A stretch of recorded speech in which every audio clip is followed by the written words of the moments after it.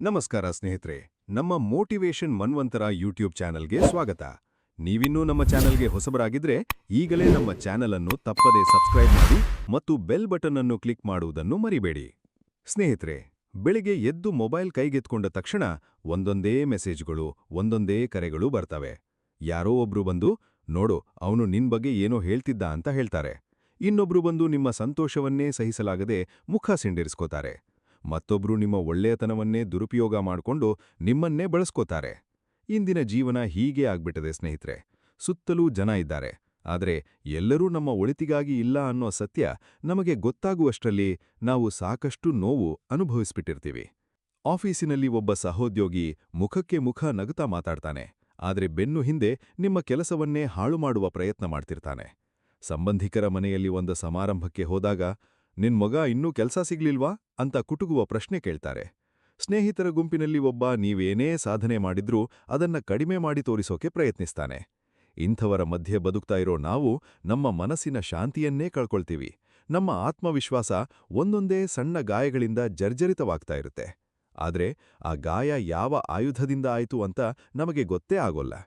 ಇಂಥ ಸಂದರ್ಭದಲ್ಲಿ ಒಂದು ಪ್ರಶ್ನೆ ನಮ್ಮ ಮನಸ್ಸಲ್ಲಿ ಎದ್ದೇ ಏಳುತ್ತೆ. ಎಲ್ಲರ ಜೊತೆಗೂ ಸ್ನೇಹದಿಂದ ಇರಬೇಕು ಅಂತ ನಮಗೆ ಕಲಿಸಿದ್ದಾರಲ್ಲ, ಮತ್ತೆ ಕೆಲವರಿಂದ ದೂರ ಇರಬೇಕು ಅಂತ ಯಾಕೆ ಹೇಳ್ತಾರೆ? ಇದೇ ಪ್ರಶ್ನೆ ಸ್ನೇಹಿತರೆ ಸಾವಿರಾರು ವರ್ಷಗಳ ಹಿಂದೆ ಕುರುಕ್ಷೇತ್ರದ ಯುದ್ಧಭೂಮಿಯಲ್ಲಿ ಅರ್ಜುನನಿಗೂ ಎದುರಾಗಿತ್ತು. ತನ್ನ ಸ್ವಂತ ಬಂಧುಗಳ ಎದುರೇ ನಿಂತಾಗ ಅರ್ಜುನನ ಮನಸ್ಸು ಗೊಂದಲದಿಂದ ತುಂಬಿಹೋಗಿತ್ತು. ಇವರೆಲ್ಲ ನನ್ನವರೇ, ಇವರ ವಿರುದ್ಧ ನಾನು ಹೇಗೆ ನಿಲ್ಲಲಿ ಎಂದು ಗಾಂಡೀವವನ್ನೇ ಕೆಳಗಿಟ್ಬಿಟ್ಟ. ಆಗ ಶ್ರೀಕೃಷ್ಣನು ಅವನಿಗೆ ಹೇಳಿದ ಮಾತು, ಸಂಬಂಧ ಅನ್ನೋದು ರಕ್ತದ ನಂಟಿನಲ್ಲಿ ಮಾತ್ರ ಇರೋದಲ್ಲ, ಅದು ಗುಣದಲ್ಲಿ, ಸ್ವಭಾವದಲ್ಲಿ ಮತ್ತು ಆ ವ್ಯಕ್ತಿ ನಮ್ಮ ಧರ್ಮಕ್ಕೆ, ನಮ್ಮ ಬೆಳವಣಿಗೆಗೆ ಎಷ್ಟು ಪೂರಕವಾಗಿದ್ದಾನೆ ಅನ್ನೋದರಲ್ಲಿರುತ್ತೆ ಅಂತ. ಭಗವದ್ಗೀತೆಯಲ್ಲಿ ಶ್ರೀಕೃಷ್ಣನು ಸ್ಪಷ್ಟವಾಗಿ ಹೇಳ್ತಾನೆ, ಪ್ರತಿಯೊಬ್ಬ ಮನುಷ್ಯನೂ 3 ಗುಣಗಳಿಂದ ಆವರಿಸಿರ್ತಾನೆ: ಸತ್ವ, ರಜಸ್ಸು ಮತ್ತು ತಮಸ್ಸು. ಸತ್ವಗುಣದ ಜನರ ಸಹವಾಸ ನಮ್ಮನ್ನು ಮೇಲಕ್ಕೆ ಎತ್ತುತ್ತೆ, ಆದರೆ ರಜಸ್ಸು ಮತ್ತು ತಮಸ್ಸಿನ ಗುಣದ ಜನರ ಸಹವಾಸ ನಮ್ಮನ್ನು ಕೆಳಕ್ಕೆ ಎಳಿತಾ ಇರುತ್ತೆ. ಇದನ್ನ ಅರಿಯದೆ ನಾವು ಎಲ್ಲರ ಜೊತೆಗೂ ಸಮಾನವಾಗಿ ಬೆರಿಬೇಕು ಅಂತ ಅಂದ್ಕೊಂಡು ನಮ್ಮ ಶಕ್ತಿಯನ್ನೇ ಕಳಕೊಳ್ಳೋ ಜನರ ಜೊತೆ ಕಟ್ಟಿಹಾಕ್ಕೊಳ್ತೇವೆ. ಇವತ್ತಿನ ಈ ಸಂಚಿಕೆಯಲ್ಲಿ ನಾವು ಯಾವ ರೀತಿಯ ಜನರಿಂದ ದೂರ ಇರಬೇಕು, ಯಾಕೆ ದೂರ ಇರಬೇಕು ಮತ್ತು ಶ್ರೀಕೃಷ್ಣ ಪರಮಾತ್ಮ ಈ ವಿಷಯದ ಬಗ್ಗೆ ಏನು ಹೇಳ್ತಾನೆ ಅನ್ನೋದನ್ನ ಆಳವಾಗಿ ತಿಳ್ಕೊಳ್ಳೋಣ. ಜೀವನದಲ್ಲಿ ಕೆಲವು ಜನರು ನಮ್ಮ ಜೊತೆಗಿದ್ದು ನಮ್ಮ ಶಕ್ತಿಯನ್ನು ಹೀರುತ್ತಾ ಇರ್ತಾರೆ. ಇವರನ್ನು ನಾವು ಶಕ್ತಿ ಹೀರುವ ಜನ ಅಂತ ಕರೀಬಹುದು. ಇನ್ನು ಕೆಲವರು ನಮ್ಮ ಪ್ರತಿಯೊಂದು ಹೆಜ್ಜೆಯನ್ನೂ ಟೀಕಿಸ್ತಾ ನಮ್ಮ ಆತ್ಮವಿಶ್ವಾಸವನ್ನೇ ಒಡೆದು ಹಾಕ್ತಾ ಇರ್ತಾರೆ. ಮತ್ತೆ ಕೆಲವರು ಸ್ವಾರ್ಥದಿಂದ ಮಾತ್ರ ಸಂಬಂಧ ಇಟ್ಕೋತಾರೆ. ಅವರ ಕೆಲಸ ಆದಮೇಲೆ ನಮ್ಮನ್ನ ಮರೆತೇ ಬಿಡ್ತಾರೆ. ಇನ್ನು ಕೆಲವರು ನಕಾರಾತ್ಮಕ ಆಲೋಚನೆಯನ್ನೇ ಹರಡುತ್ತಾ ನಮ್ಮ ಕನಸುಗಳನ್ನೇ ನಗೆಪಾಕಲಿಕ್ಕೆ ಈಡು ಮಾಡ್ತಾರೆ. ಇಂಥವರ ಜೊತೆಗಿದ್ದಷ್ಟು ದಿನ ನಾವು ನಮ್ಮ ನಿಜವಾದ ಸಾಮರ್ಥ್ಯವನ್ನೇ ಗುರುತಿಸೋಕೆ ಆಗೋಲ್ಲ. ಶ್ರೀಕೃಷ್ಣ ಪರಮಾತ್ಮ ಹೇಳ್ತಾನೆ, ಮನುಷ್ಯ ತಾನು ಯಾರ ಸಹವಾಸದಲ್ಲಿರ್ತಾನೋ ಆ ಸಹವಾಸದ ಪ್ರಭಾವ ಅವನ ಮೇಲೆ ಖಂಡಿತ ಬೀಳುತ್ತೆ. ಇದನ್ನು ಸಂಸ್ಕೃತದಲ್ಲಿ ಸಂಗ ಅಂತ ಕರೀತಾರೆ. ಒಳ್ಳೆಯ ಸಂಗ ನಮ್ಮನ್ನು ಭಗವಂತನ ಕಡೆಗೆ ಕೊಂಡೊಯ್ಯುತ್ತೆ, ಕೆಟ್ಟ ಸಂಗ ನಮ್ಮನ್ನು ಅಧೋಗತಿಗೆ ಕೊಂಡೊಯ್ಯುತ್ತೆ. ನಾವು ಇನ್ನೂ ಆಳಕ್ಕೆ ಹೋಗಿ ಯಾವ ರೀತಿಯ ಜನರು ನಮ್ಮ ಬದುಕನ್ನ ವಿಷಪೂರಿತ ಮಾಡ್ತಾರೆ ಅನ್ನೋದನ್ನ ಒಂದೊಂದಾಗಿ ಗುರ್ತಿಸೋಣ. ಮೊದಲನೆಯದಾಗಿ, ಶಕ್ತಿ ಕಸಿಯುವ ಜನ. ಇವರ ಜೊತೆ 1 ಗಂಟೆ ಮಾತಾಡಿದ್ರೆ ಸಾಕು, ನಮ್ಮ ಮನಸ್ಸು ಸಂಪೂರ್ಣ ಸುಸ್ತಾಗ್ಬಿಡುತ್ತೆ. ಇವರ ಬಳಿ ಯಾವಾಗ್ಲೂ ಒಂದು ಸಮಸ್ಯೆ ಇರುತ್ತೆ, ಒಂದು ದೂರಿರುತ್ತೆ, ಒಂದು ಕಣ್ಣೀರಿನ ಕಥೆ ಇರುತ್ತೆ. ಇವರಿಗೆ ನಾವು ಸಹಾಯ ಮಾಡದಷ್ಟು ಅವರ ಸಮಸ್ಯೆ ಬಗೆಹರಿಬೇಕು ಅನ್ನೋ ಉದ್ದೇಶ ಇರೋಲ್ಲ. ಬದಲಿಗೆ ಇವರಿಗೆ ಬೇಕಾಗಿರೋದು ನಮ್ಮ ಗಮನ, ನಮ್ಮ ಸಹಾನುಭೂತಿ ಮಾತ್ರ. ಒಬ್ಬ ಸ್ನೇಹಿತೆ ಪ್ರತಿದಿನ ಫೋನ್ ಮಾಡಿ ತನ್ನ ಗಂಡನ ಬಗ್ಗೆ, ತನ್ನ ಅತ್ತೆಯ ಬಗ್ಗೆ ಗಂಟೆಗಟ್ಟಲೆ ದೂರ ಹೇಳ್ತಾಳೆ ಅಂತ ಇಟ್ಕೊಳ್ಳಿ. ಆದ್ರೆ ನೀವೊಂದು ಪರಿಹಾರ ಸೂಚಿಸಿದರೆ ಅವಳು ಅದನ್ನ ಎಂದೂ ಪಾಲಿಸೋಲ್ಲ. ಯಾಕೆಂದ್ರೆ ಅವಳಿಗೆ ಸಮಸ್ಯೆಯ ಪರಿಹಾರ ಬೇಕಾಗಿಲ್ಲ, ಅವಳಿಗೆ ಬೇಕಾಗಿರೋದು ನಿಮ್ಮ ಸಮಯ, ನಿಮ್ಮ ಶಕ್ತಿ. ಈ ರೀತಿಯ ಜನರ ಜೊತೆ ಇರೋದು ಒಂದು ಸೋರ ಪಾತ್ರೆಗೆ ನೀರು ತುಂಬೋ ಹಾಗೆ, ಎಷ್ಟೇ ಸುರಿದ್ರೂ ಎಂದೂ ತುಂಬೋಲ್ಲ. ಎರಡನೆಯದಾಗಿ, ಟೀಕಾಕಾರ ಜನ. ಇವರಿಗೆ ನಿಮ್ಮ ಪ್ರತಿಯೊಂದು ಸಾಧನೆಯಲ್ಲೂ ಒಂದು ಕೊರತೆ ಕಾಣುತ್ತೆ. ನೀವು ಹೊಸ ಕೆಲಸ ಸಿಕ್ತು ಅಂತ ಖುಷಿಯಿಂದ ಹೇಳಿದ್ರೆ ಸಂಬಳ ಕಡಿಮೆ ಇರಬೇಕಲ್ಲ ಅಂತಾರೆ. ನೀವು ಹೊಸ ಮನೆ ಕಟ್ಟಿಸಿದ್ರೆ ಸಾಲ ಜಾಸ್ತಿ ಆಗಿರ್ಬೇಕಲ್ವಾ ಅಂತಾರೆ. ಇಂಥ ಜನ ನಮ್ಮ ಪ್ರತಿ ಸಂತೋಷದ ಕ್ಷಣವನ್ನು ಸಂಶಯದ ಮಂಜಿನಲ್ಲಿ ಮುಚ್ಚಿಬಿಡ್ತಾರೆ. ಇವರ ಜೊತೆ ಇರೋದ್ರಿಂದ ನಾವು ನಮ್ಮ ಸ್ವಂತ ಸಾಧನೆಗಳ ಬಗ್ಗೆಯೇ ಅನುಮಾನ ಪಡೋಕೆ ಶುರು ಮಾಡ್ತೀವಿ. ಮೂರನೆಯದಾಗಿ, ಸ್ವಾರ್ಥಿ ಜನ. ಇವರಿಗೆ ನಾವು ಬೇಕಾಗಿರೋದು ನಮ್ಮ ಉಪಯೋಗಕ್ಕಾಗಿ ಮಾತ್ರ.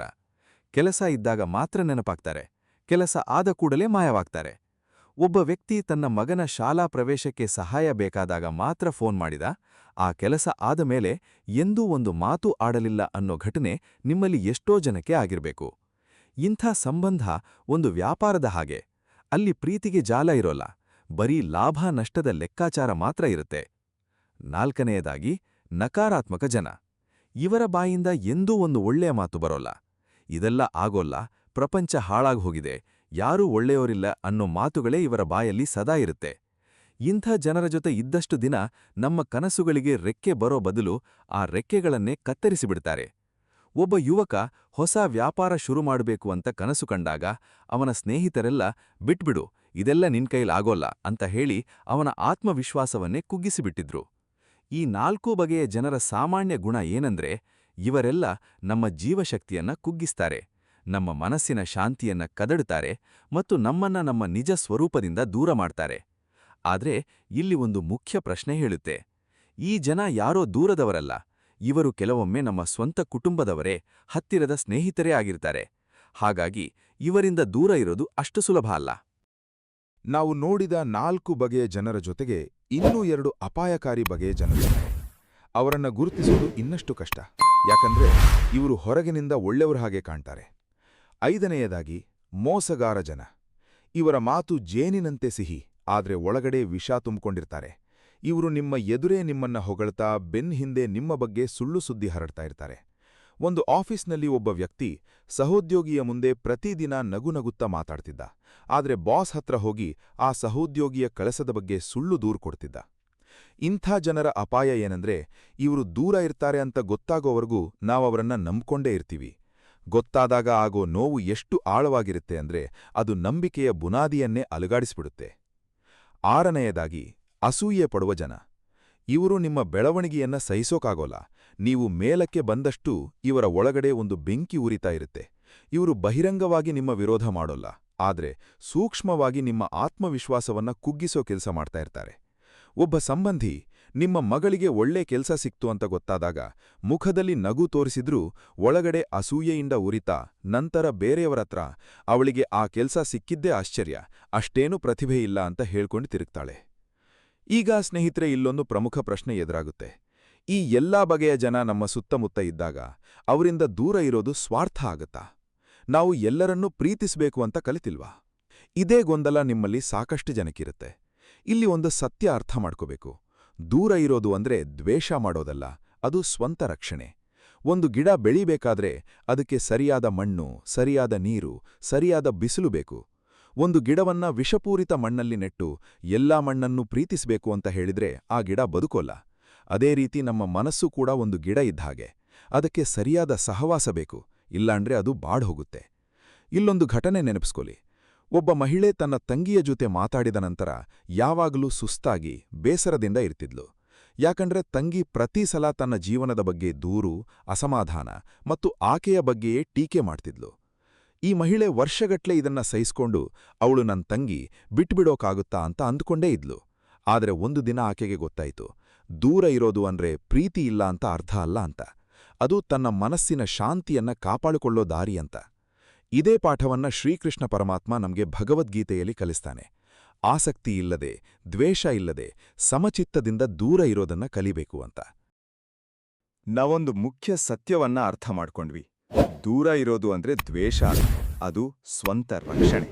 ಈಗ ನಾವು ಇನ್ನೊಂದು ಪ್ರಮುಖ ಸಂಗತಿಯನ್ನ ನೋಡೋಣ. ಈ ವಿಷಪೂರಿತ ಸಹವಾಸದಿಂದ ದೂರ ಇರೋಕೆ ನಮಗೆ ಯಾಕೆ ಕಷ್ಟ ಆಗತ್ತೆ? ಮೊದಲನೇ ಕಾರಣ ಅಪರಾಧಿ ಭಾವನೆ. ನಮಗೆ ಚಿಕ್ಕಂದಿನಿಂದಲೇ ಕಲ್ಸಿರೋದು ಎಲ್ಲರ ಜೊತೆಗೂ ಒಳ್ಳೆಯವರಾಗಿರ್ಬೇಕು, ಸಂಬಂಧ ಮುರಿಬಾರ್ದು, ಕುಟುಂಬ ಅಂದ್ರೆ ಎಲ್ಲಾ ಸಹಿಸ್ಬೇಕು ಅಂತ.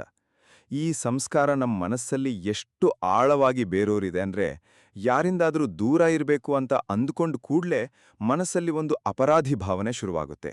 ನಾನು ಸ್ವಾರ್ಥಿ ಆಗ್ತಿದ್ದೀನಾ, ನಾನು ಕೆಟ್ಟವನಾಗ್ತಿದ್ದೀನಾ ಅನ್ನೋ ಪ್ರಶ್ನೆಗಳು ಕಾಡ್ತಾ ಇರುತ್ತೆ. 2ನೇ ಕಾರಣ ಒಂಟಿತನದ ಭಯ.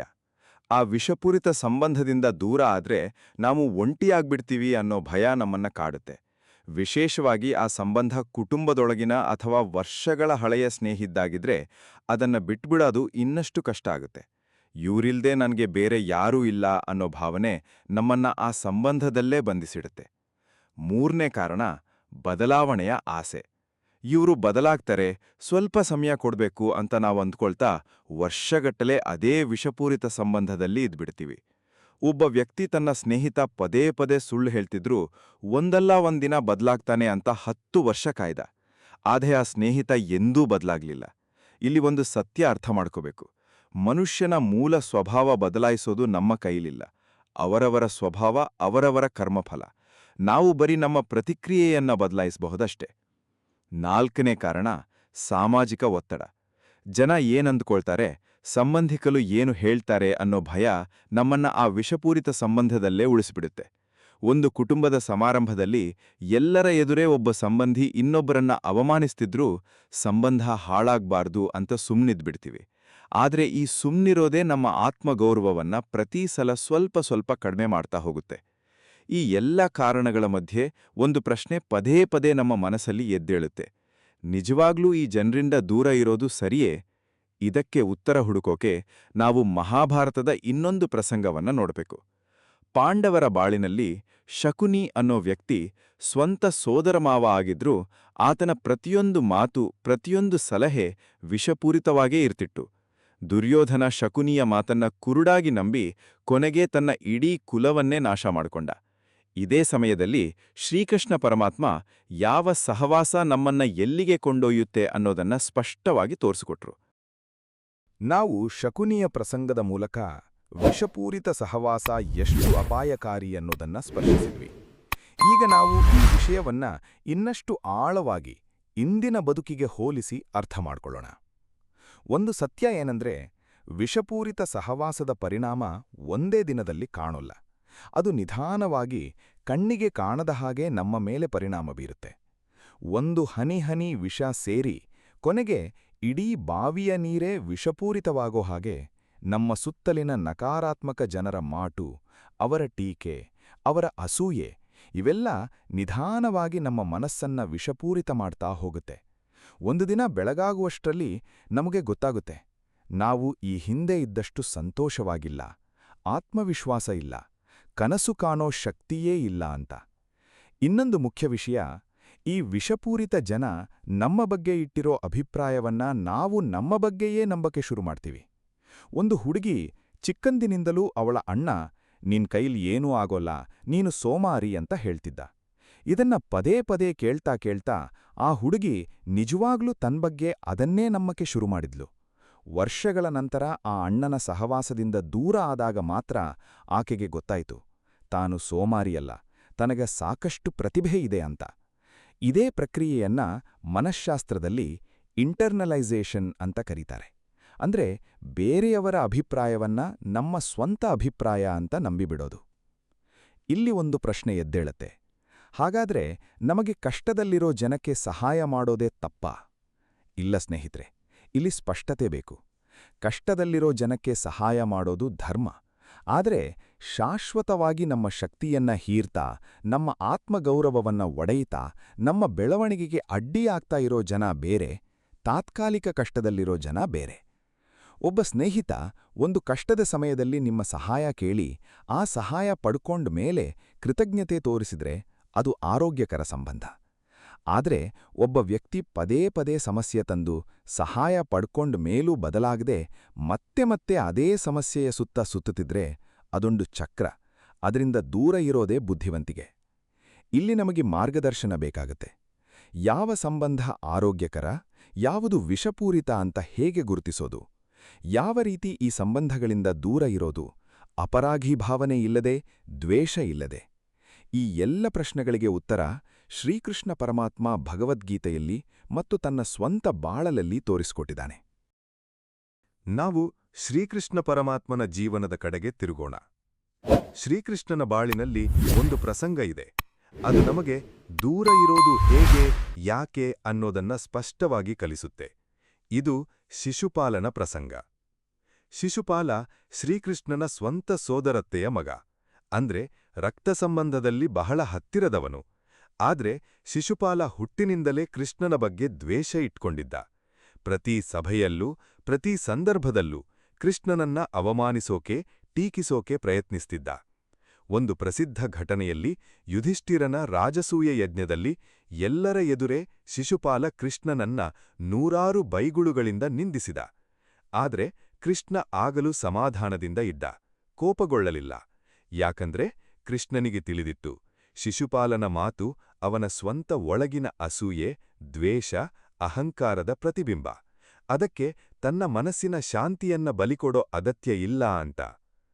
ಆದ್ರೆ ಇಲ್ಲಿ ಗಮನಿಸಬೇಕಾದ ಮುಖ್ಯ ಅಂಶ ಏನಂದ್ರೆ, ಕೃಷ್ಣ ಶಿಶುಪಾಲನಿಗೆ 100 ತಪ್ಪುಗಳವರೆಗೆ ಕ್ಷಮೆ ನೀಡಿದ್ದ ಅನ್ನೋ ಶಪಥ ಮಾಡಿದ್ದ. ಪ್ರತಿ ಸಲ ಶಿಶುಪಾಲ ಅವಮಾನಿಸಿದಾಗ ಕೃಷ್ಣ ಸಹಿಸ್ಕೊಳ್ತಿದ್ದ, ಆದ್ರೆ ಎಣಿಕೆ ಇಡ್ತಿದ್ದ. 100ನೇ ತಪ್ಪು ಆದಾಗ ಕೃಷ್ಣ ತನ್ನ ಸುದರ್ಶನ ಚಕ್ರವನ್ನ ಬಳಸಿ ಶಿಶುಪಾಲನಿಗೆ ಅಂತ್ಯ ಹಾಕಿದ. ಇಲ್ಲಿ ಒಂದು ಆಳವಾದ ಪಾಠ ಅಡಗಿದೆ. ಕ್ಷಮೆ ಅನ್ನೋದಕ್ಕೂ ಒಂದು ಮಿತಿ ಇರುತ್ತೆ. ಸಹನೆ ಒಳ್ಳೆಯದೇ, ಆದ್ರೆ ಅಸೀಮಿತ ಸಹನೆ ದೌರ್ಬಲ್ಯ ಆಗ್ಬಿಡುತ್ತೆ. ಒಬ್ಬ ವ್ಯಕ್ತಿ ಪದೇ ಪದೇ ನಮ್ಮನ್ನ ನೋಯಿಸ್ತಾ ಇದ್ರೆ ಒಂದು ಹಂತದಲ್ಲಿ ನಾವು ಆ ಸಂಬಂಧಕ್ಕೆ ಒಂದು ಗಡಿ ಹಾಕ್ಬೇಕು. ಇನ್ನೊಂದು ಪ್ರಮುಖ ಪಾಠ, ಕೃಷ್ಣ ಶಿಶುಪಾಲನ ಮೇಲೆ ದ್ವೇಷ ಇಟ್ಕೊಳ್ಳಿಲ್ಲ, ಆದ್ರೆ ಅವನ ತಪ್ಪುಗಳನ್ನ ಸಹಿಸ್ತಾನೂ ಹೋಗಲಿಲ್ಲ. ಇದೇ ಸಮಚಿತ್ತತೆ ಭಗವದ್ಗೀತೆಯಲ್ಲಿ ಶ್ರೀಕೃಷ್ಣ ಅರ್ಜುನನಿಗೆ ಕಲಿಸ್ತಾನೆ. ಸಮದುಃಖ ಸುಖಃ ಸ್ವಸ್ಥಃ ಸಮಲೋಷ್ಟಾಶ್ಮಕಾಂಚನಃ. ಸುಖದುಃಖಗಳಲ್ಲಿ ಸಮಚಿತ್ತನಾಗಿ ಮಣ್ಣಿನ ಹೆಂಟೆ, ಕಲ್ಲು, ಚಿನ್ನ ಎಲ್ಲವನ್ನೂ ಸಮಾನವಾಗಿ ಕಾಣುವವನೇ ನಿಜವಾದ ಜ್ಞಾನಿ. ಅಂದ್ರೆ ನಾವು ಯಾರ ಮೇಲೂ ದ್ವೇಷ ಇಟ್ಕೊಳ್ಬಾರ್ದು, ಆದ್ರೆ ಯಾರ ವಿಷಪೂರಿತ ವರ್ತನೆಯನ್ನು ನಾವು ಪದೇ ಪದೇ ಸಹಿಸ್ಕೊಳ್ಳೋ ಅಗತ್ಯ ಇಲ್ಲ. ಇಲ್ಲಿ ಒಂದು ಆಧುನಿಕ ಉದಾಹರಣೆ ನೋಡೋಣ. ಒಬ್ಬ ವ್ಯಕ್ತಿ ತನ್ನ ಸಹೋದ್ಯೋಗಿಯ ಪದೇ ಪದೇ ಅವಮಾನ ಸಹಿಸ್ಕೊಳ್ತಿದ್ದ, ಸಂಘರ್ಷ ಬೇಡ ಅಂತ. ಆದ್ರೆ ಇದು ವರ್ಷಗಟ್ಟಲೆ ಮುಂದುವರಿತಾ ಆ ವ್ಯಕ್ತಿಯ ಆತ್ಮಗೌರವ ಸಂಪೂರ್ಣ ನಾಶ ಆಗ್ತಾ ಬಂತು. ಒಂದು ದಿನ ಶಿಶುಪಾಲ ಪ್ರಸಂಗದ ಈ ಪಾಠ ಅರ್ಥ ಆದ ಮೇಲೆ ಆ ವ್ಯಕ್ತಿ ಸ್ಪಷ್ಟವಾಗಿ ಆದ್ರೆ ಸಮಾಧಾನದಿಂದ ಆ ಸಹೋದ್ಯೋಗಿಗೆ ಒಂದು ಗಡಿ ಹಾಕಿದ. ಇನ್ಮೇಲೆ ಈ ರೀತಿ ಮಾತಾಡಿದ್ರೆ ನಾನು ಇದನ್ನ HR ಗೆ ವರದಿ ಮಾಡ್ತೀನಿ. ಇದಾದ ಮೇಲೆ ಆ ಸಹೋದ್ಯೋಗಿಯ ವರ್ತನೆ ಬದಲಾಯಿತು. ಇದೇ ಶ್ರೀಕೃಷ್ಣನ ಪಾಠ, ಸಮಚಿತ್ತತೆಯಿಂದ ಆದ್ರೆ ಸ್ಪಷ್ಟತೆಯಿಂದ ಗಡಿ ಹಾಕೋದು. ನಾವು ಶಿಶುಪಾಲನ ಪ್ರಸಂಗದಿಂದ ಗಡಿ ಹಾಕೋ ಪಾಠ ಕಲಿತ್ವಿ. ಈಗ ನಾವು ಇನ್ನೊಂದು ಪ್ರಮುಖ ಪ್ರಸಂಗ ನೋಡೋಣ. ಇದು ಕುರುಕ್ಷೇತ್ರ ಯುದ್ಧದ ಮೊದಲಿನ ಶಾಂತಿ ಪ್ರಸ್ತಾಪದ ಘಟನೆ. ಇದು ನಮಗೆ ಯಾವಾಗ ಸಂಬಂಧ ಉಳಿಸ್ಕೊಳ್ಳೋ ಪ್ರಯತ್ನ ಮಾಡಬೇಕು, ಯಾವಾಗ ಬಿಟ್ಬಿಡ್ಬೇಕು ಅನ್ನೋದನ್ನ ಕಲಿಸುತ್ತೆ. ಯುದ್ಧ ಶುರುವಾಗೋ ಮೊದಲು ಶ್ರೀಕೃಷ್ಣ ಸ್ವತಃ ಶಾಂತಿದೂತನಾಗಿ ಹಸ್ತಿನಾಪುರಕ್ಕೆ ಹೋಗಿದ್ದ. ಪಾಂಡವರಿಗೆ ಕೇವಲ 5 ಗ್ರಾಮಗಳನ್ನ ಕೊಟ್ಟು ಯುದ್ಧ ತಪ್ಪಿಸಬೇಕು ಅಂತ ಪ್ರಯತ್ನಿಸಿದ. ಅದಕ್ಕೆ ದುರ್ಯೋಧನ ಸ್ಪಷ್ಟವಾಗಿ ಹೇಳ್ಬಿಟ್ಟ, ಸೂಜಿ ಮೊನೆಯಷ್ಟು ಭೂಮಿಯನ್ನು ಯುದ್ಧ ಇಲ್ದೆ ಕೊಡೋಲ್ಲ ಅಂತ. ಇಲ್ಲಿ ಗಮನಿಸಿ ಸ್ನೇಹಿತರೆ, ಶ್ರೀಕೃಷ್ಣ ಸಂಬಂಧ ಉಳಿಸೋಕೆ, ಶಾಂತಿ ಸ್ಥಾಪಿಸೋಕೆ ತನ್ನಿಂದಾಗೋ ಎಲ್ಲಾ ಪ್ರಯತ್ನ ಮಾಡಿದ. ಕೊನೆಯ ಕ್ಷಣದವರೆಗೂ ಸಂಧಾನದ ದಾರಿ ಹುಡುಕಿಲ್ಲ. ಆದರೆ ದುರ್ಯೋಧನ ಯಾವಾಗ ಸ್ಪಷ್ಟವಾಗಿ ನಿರಾಕರಿಸಿದ್ನೋ ಆಗ ಕೃಷ್ಣ ಸಂಕೋಚ ಇಲ್ದೆ ಪಾಂಡವರ ಪರವಾಗಿ ನಿಂತುಬಿಟ್ಟ. ಇಲ್ಲೊಂದು ಆಳವಾದ ಪಾಠ ಇದೆ. ಸಂಬಂಧ ಉಳಿಸ್ಕೊಳ್ಳೋ ಪ್ರಯತ್ನ ಮಾಡೋದು ತಪ್ಪಲ್ಲ, ಅದು ಧರ್ಮ. ಆದ್ರೆ ಆ ಪ್ರಯತ್ನಕ್ಕೆ ಪ್ರತಿಯಾಗಿ ಎದುರಿನ ವ್ಯಕ್ತಿ ಸ್ಪಂದಿಸದಿದ್ರೆ ಪದೇ ಪದೇ ಅದೇ ದಾರಿಯಲ್ಲಿ ಹೋಗ್ತಾ ಇರೋದು ಮೂರ್ಖತನ. ಒಂದು ಗಡಿ ಬೇಕು, ಒಂದು ಸ್ಪಷ್ಟತೆ ಬೇಕು. ನಾನು ಪ್ರಯತ್ನ ಮಾಡಿದೆ, ಇನ್ಮುಂದೆ ನನ್ನ ದಾರಿ ನಾನು ಹಿಡಿತೀನಿ ಅನ್ನೋ ನಿರ್ಧಾರ. ಇದನ್ನ ಇಂದಿನ ಬದುಕಿಲಿ ಹೋಲಿಸಿ ನೋಡೋಣ. ಒಬ್ಬ ಮಹಿಳೆ ತನ್ನ ಗಂಡನ ಕುಟುಂಬದ ಒಬ್ಬ ಸಂಬಂಧಿಯ ಜೊತೆ ಸಂಬಂಧ ಸರಿಪಡಿಸಿಕೊಳ್ಳೋಕೆ ವರ್ಷಗಟ್ಟಲೆ ಪ್ರಯತ್ನಿಸಿದ್ಲು. ಕ್ಷಮೆ ಕೇಳಿದ್ಲು, ಉಡುಗೊರೆ ಕೊಟ್ಲು, ಮಾತು ಮುಂದುವರಿಸೋಕೆ ಪ್ರಯತ್ನಿಸಿದ್ಲು. ಆದರೆ ಆ ಸಂಬಂಧಿ ಪ್ರತೀ ಸಲವೂ ಅವಳ ಪ್ರಯತ್ನವನ್ನ ತಿರಸ್ಕರಿಸಿ ಇನ್ನಷ್ಟು ಅವಮಾನ ಮಾಡ್ತಿದ್ಲು. ಕೊನೆಗೆ ಆ ಮಹಿಳೆ ಒಂದು ಸ್ಪಷ್ಟ ನಿರ್ಧಾರ ತಗೊಂಡ್ಲು. ನಾನು ನನ್ನ ಕಡೆಯಿಂದ ಎಲ್ಲಾ ಪ್ರಯತ್ನ ಮಾಡಿದ್ದೀನಿ, ಇನ್ಮೇಲೆ ಈ ಸಂಬಂಧಕ್ಕೆ ಶಕ್ತಿ ಹಾಕೋದನ್ನ ನಿಲ್ಲಿಸ್ತೀನಿ. ಇದೇ ಕೃಷ್ಣನ ಪಾಠ. ಪ್ರಯತ್ನ ಮಾಡಿ, ಆದರೆ ಫಲಿತಾಂಶಕ್ಕೆ ಅಂಟಿಕೊಳ್ಬೇಡಿ ಮತ್ತು ಸ್ಪಷ್ಟತೆಯಿಂದ ಮುಂದೆ ಸಾಗಿ. ಇನ್ನೊಂದು ಪ್ರಮುಖ ಅಂಶ, ಶ್ರೀಕೃಷ್ಣ ಈ ಇಡೀ ಪ್ರಕ್ರಿಯೆಯಲ್ಲಿ ಎಂದೂ ಕೋಪದಿಂದ, ದ್ವೇಷದಿಂದ ವರ್ತಿಸಲಿಲ್ಲ. ದುರ್ಯೋಧನ ಎಷ್ಟೇ ಅವಮಾನಿಸಿದ್ರೂ ಕೃಷ್ಣ ಸಮಾಧಾನದಿಂದಲೇ ಮಾತಾಡಿದ, ಆದರೆ ತನ್ನ ನಿರ್ಧಾರದಲ್ಲಿ ದೃಢವಾಗಿದ್ದ. ಇದೇ ನಿಜವಾದ ಆಧ್ಯಾತ್ಮಿಕ ಪ್ರಬುದ್ಧತೆ. ಕೋಪ ಇಲ್ದೆ, ದ್ವೇಷ ಇಲ್ದೆ, ಆದರೆ ಸ್ಪಷ್ಟ ಗಡಿಯೊಂದಿಗೆ ಮುಂದೆ ಸಾಗೋದು. ಭಗವದ್ಗೀತೆಯಲ್ಲಿ ಕೃಷ್ಣ ಹೇಳ್ತಾನೆ, ಯಹ ನ ಹೃಷ್ಯತಿ ನ ದ್ವೇಷ್ಟಿ ನ ಶೋಚತಿ ನ ಕಾಂಕ್ಷತಿ. ಯಾರು ಸಂತೋಷಿಸೋಲ್ವೋ, ದ್ವೇಷಿಸೋಲ್ವೋ, ದುಃಖಿಸೋಲ್ವೋ, ಆಸೆ ಪಡೋಲ್ವೋ ಅವನೇ ನಿಜವಾದ ಭಕ್ತ.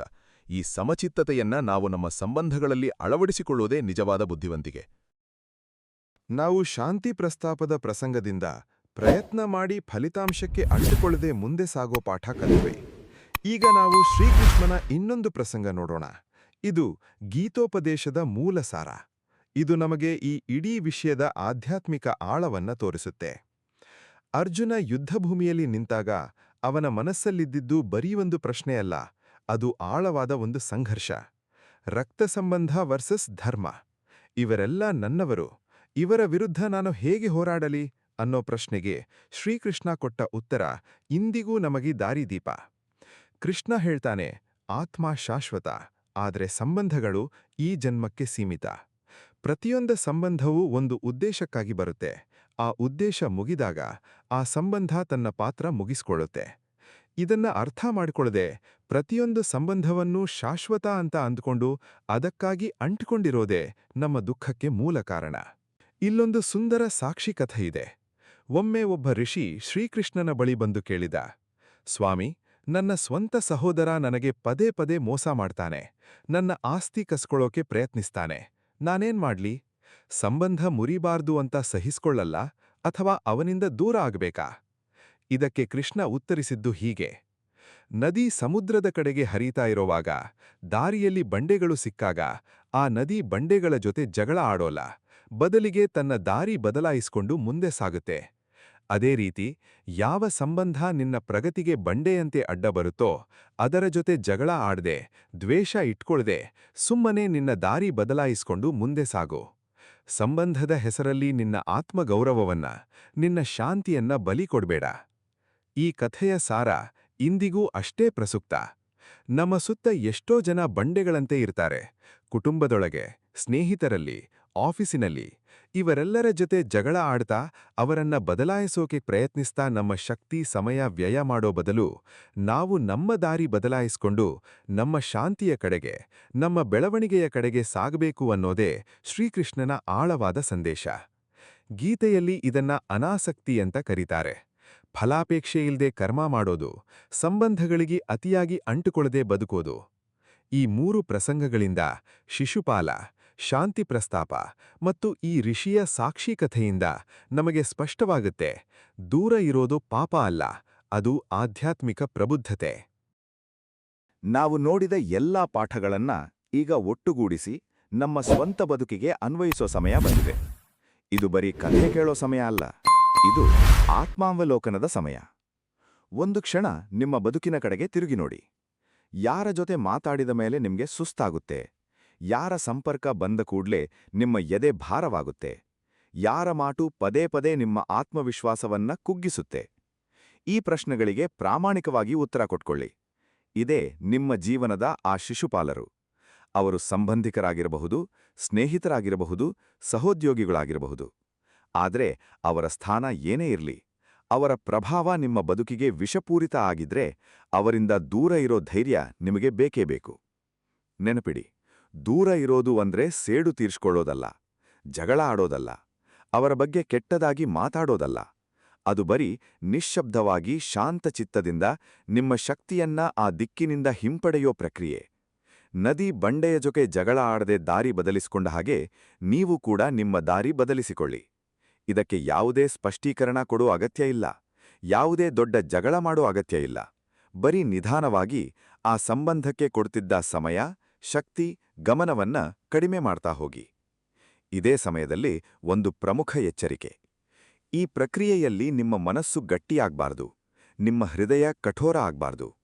ಶ್ರೀಕೃಷ್ಣ ಶಿಶುಪಾಲನಿಂದ ದೂರ ಇದ್ರೂ ಅವನ ಮೇಲೆ ದ್ವೇಷ ಇಟ್ಕೊಳ್ಳಿಲ್ಲ ಅನ್ನೋದು ನೆನಪಿಡಿ. ದೂರ ಇರೋದು ಪ್ರೀತಿಯ ಇಲ್ಲಸತ್ವ ಅಲ್ಲ, ಅದು ಪ್ರೀತಿಯ ಇನ್ನೊಂದು ರೂಪ, ಸ್ವಂತ ಆತ್ಮದ ಮೇಲಿನ ಪ್ರೀತಿ. ನೀವು ಬೇರೆಯವರನ್ನ ಎಷ್ಟು ಪ್ರೀತಿಸ್ತೀರೋ ಅಷ್ಟೇ ನಿಮ್ಮನ್ನೂ ಪ್ರೀತಿಸೋಕೆ ಕಲಿಬೇಕು. ಮತ್ತು ಸ್ವಂತ ಪ್ರೀತಿಯ ಮೊದಲು ಹೆಜ್ಜೆ, ಯಾವ ಸಂಬಂಧ ನಿಮ್ಮ ಶಾಂತಿಯನ್ನ ಕದಡುತ್ತೋ ಅದರಿಂದ ಸ್ವಲ್ಪ ಅಂತರ ಕಾಪಾಡಿಕೊಳ್ಳೋದು. ಇಲ್ಲೊಂದು ಸತ್ಯ ಅರ್ಥ ಮಾಡಿಕೊಳ್ಳಿ. ಜೀವನ ಎಷ್ಟು ಚಿಕ್ಕದು ಅಂದ್ರೆ ಅದನ್ನ ವಿಷಪೂರಿತ ಜನರಿಗೆ ಸಮಯ ಕೊಡಕ್ಕೆ ಸಾಕಷ್ಟು ದೊಡ್ಡದಲ್ಲ. ಪ್ರತಿ ಘಂಟೆ, ಪ್ರತಿ ದಿನ, ಪ್ರತಿ ಶ್ವಾಸ ಅಮೂಲ್ಯ. ಈ ಅಮೂಲ್ಯ ಸಮಯವನ್ನ ನಮ್ಮ ಬೆಳವಣಿಗೆಗೆ, ನಮ್ಮ ಪ್ರೀತಿಪಾತ್ರರಿಗೆ, ನಮ್ಮ ಕನಸುಗಳಿಗೆ ಕೊಡಬೇಕೋ ಅಥವಾ ನಮ್ಮನ್ನ ಕೆಳಕ್ಕೆ ಎಳೀತಾ ಇರೋ ಜನರಿಗೆ ಕೊಡಬೇಕೋ ಅನ್ನೋ ಆಯ್ಕೆ ನಮ್ಮ ಕೈಯಲ್ಲೇ ಇದೆ. ಶ್ರೀಕೃಷ್ಣ ಪರಮಾತ್ಮ ನಮಗೆ ತೋರಿಸಿಕೊಟ್ಟ ದಾರಿ ಇದೆ. ಸ್ಪಷ್ಟತೆಯಿಂದ, ಸಮಚಿತ್ತತೆಯಿಂದ, ಪ್ರೀತಿಯಿಂದ, ಆದರೆ ದೃಢತೆಯಿಂದ ನಮ್ಮ ಬದುಕನ್ನ ರೂಪಿಸಿಕೊಳ್ಳುವುದು. ಇವತ್ತಿನಿಂದ, ಈ ಕ್ಷಣದಿಂದ ಒಂದು ನಿರ್ಧಾರ ತಗೊಳ್ಳಿ.